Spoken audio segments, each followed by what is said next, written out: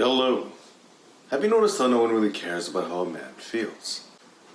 It's pretty normal, and when you understand, it makes perfect sense as to why. There is a direct correlation between a man's emotional mental health and his perceived level of status. Thus, naturally, the happier, the more confident you feel, the more you shine and the better you feel about yourself. Naturally, the more people will want to chop you down. That's normal. A natural defense mechanism congruent with nature, because we being competitive creatures, we cannot deny this fact. It's why we like sports. It's why we like fighting. Life itself is a constant battle, if not with each other, with nature itself trying to take us out, trying to kill us. That's the reality. Of course, there is a yin and yang to this as well. Harmony is a very important part of the equation as well. That is the balancing mechanism. You see this even with the teams of the highest fighters. Even if they enter alone, it took a village to cultivate that one spark of light. And that's it. That is it. But again, back to the initial point, the less you shine, the more you suppress yourself, the less other men feel the need to compete with you. That's the truth. But is that how you want to live your life? Is that how you want to exist? Are you really that afraid of the criticism? Are you really that afraid of the push? Well, what can you do to mitigate that? How can you earn your own respect and build a foundation to ensure that if someone pushes back, even if you don't win? Diplomacy. What is diplomacy? Even if you can conquer that land, sometimes it's just not worth it, because the damage you'll do to yourself doing so will leave you in such disarray that it just isn't worth conquering that land. So what can you do? To earn your own respect?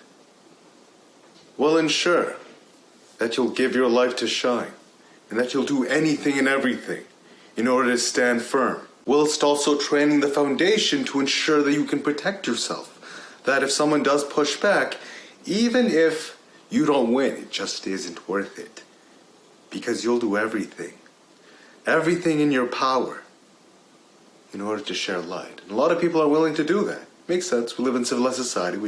We give the cruelty to law enforcement, so we ourselves do not have to be cruel. Otherwise, we would have to assemble into gangs. It's why most of the Neanderthals were taken out or mated with. Right? They were kind of, despite being bigger and stronger, they were kind of not enough, because us smaller humans were just better at congregating, assembling, working together, and ripping apart whatever problem stood in our way. And that's just it, isn't it?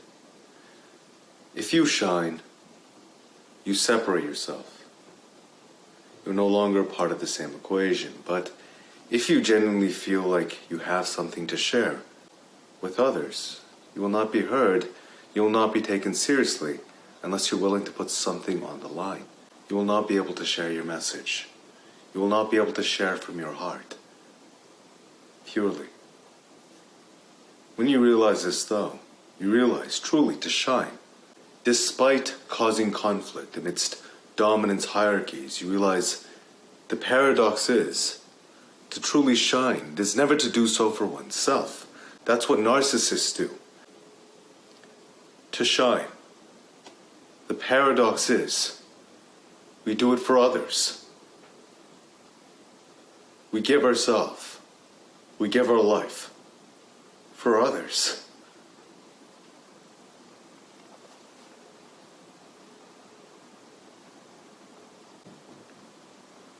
Everything in this world is backwards.